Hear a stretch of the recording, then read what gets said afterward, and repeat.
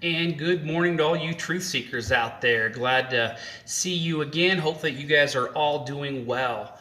Today, I wanted to do a quick study to bring something to your attention that I've learned not too long ago. See what you guys think about it. Get some of your input on this to see if it's something that's really relevant or not. I definitely think that it is, and would like to be sharing more of some of the things that I've found from this. But part of this quest has started probably 40 years ago, whenever I would learn things in Sunday school classes and of what the scripture says, but then also looking at what we are doing in our churches this day, and it's not lining up with what the scripture would instruct us to do. And nobody was really ever able to answer my questions, and I was never really able to come to a good understanding and with some of these verses. And some of them, was even with the things that's in the Ten Commandments. So it led me to ask questions of why do we have so many different translations of the scripture, different versions of the scripture. Then you have different languages of the scripture, and you have the English and you have the Greek, and we use and then you have the Hebrew in the Old Testament, you have the Aramaic. And so when Mel Gibson did his Passion of the Christ, I believe they actually used Aramaic because they believe that they actually spoke Aramaic at that time. And then the New Testament, we're told, was written in Greek because that was the predominant language of that time. But where do we know these things? Where do these truths and where do these things actually come from? And is there anything to actually confirm these? Or what language was it written in? So as I see these discrepancies in the scriptures, I actually want to go back and study the oldest scriptures that I can find, the oldest translations that I can find. What language is it? I don't want to rely upon a guy translating from the Greek if he doesn't even believe that in the Messiah. Or what is his translation? Did he mistranslate it? I've listened to so many arguments between different people of different denominations on their translation of just one word in the English. Well, did God speak King James English? The funny thing is, I think a lot of pastors think that because many times when they would pray, they actually pray in King James English, which I thought was interesting. Does God only understand King James English, that we have to pray in King James English? Does he speaketh in thoueth languages? I don't know.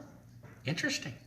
So as I wondered, what language was the scripture originally written in, that we can look at these texts ourselves and not rely upon other people's translations? So that's started a long time ago of asking those questions of what scripture or what language was the scripture actually written in. So we're told that the Old Testament was primarily written in Hebrew, a couple books in Aramaic, and that the New Testament was written in Greek.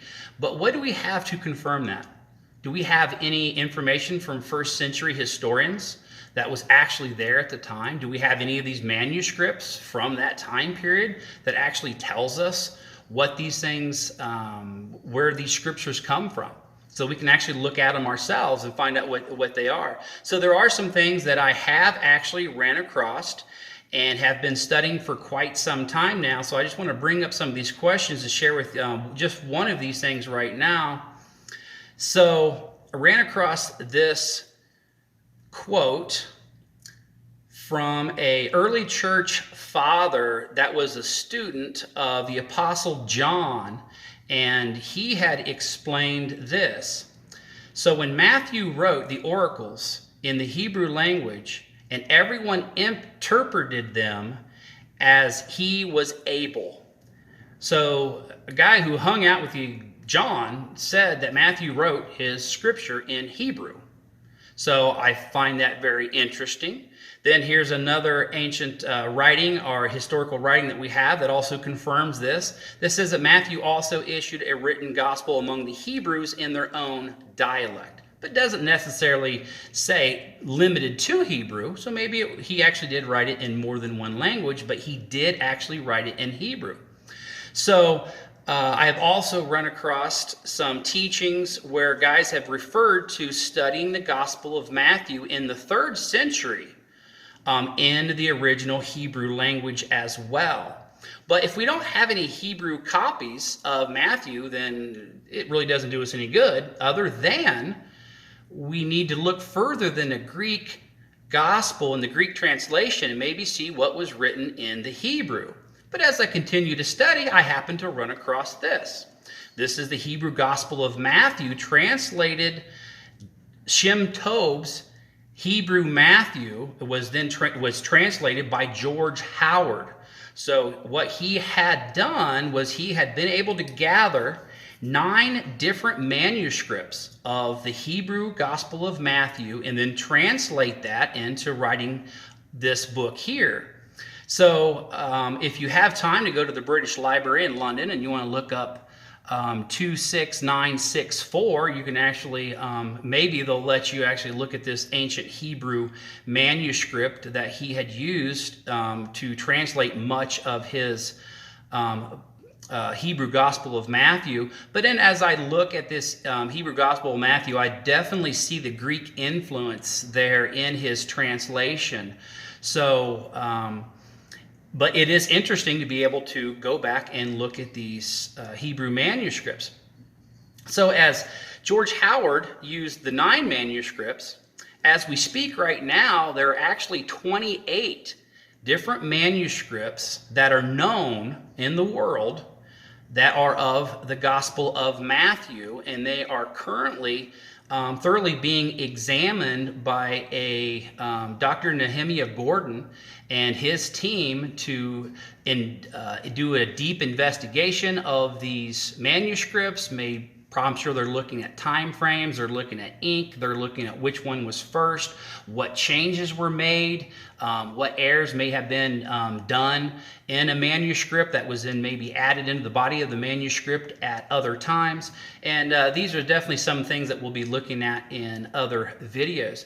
So I just want to basically in this video point out to you that there is historical evidence that the book of Matthew was written originally in Hebrew, and yes, we do have at least 28 manuscripts of that Gospel of Matthew in the Hebrew. So it'll be interesting to someday that those manuscripts might be available to all of us, that we might be able to take a look at those things as well. And definitely with what Dr. Gordon is doing with his team to look at their information of what they're going to be coming out with and things that they're actually currently sharing now of things that they are finding going through the Gospel of Matthew. And it is very educating and very eye-opening. So some of the questions that I would have over the years of why do we have so many contradictions in the Bibles and in churches, and even one verse to another verse, or even maybe contradictions within the same verse. As I study the Gospel of Matthew in the Hebrew, I do not see those contradictions. They are very clear, they're very precise, but whenever I'm studying in the Greek, that's where it seems to be where the problems start, is when we're looking at Greek translations. So it's been really eye-opening and quite a joy looking at the Gospel of Matthew from the Hebrew texts.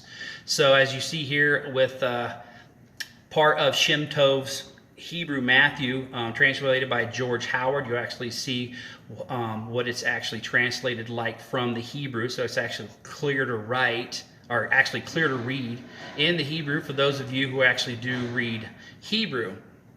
I am just a beginning student in learning Hebrew, and by no means am I fluent, but it is fun to look at different words and look things up to see what was actually written.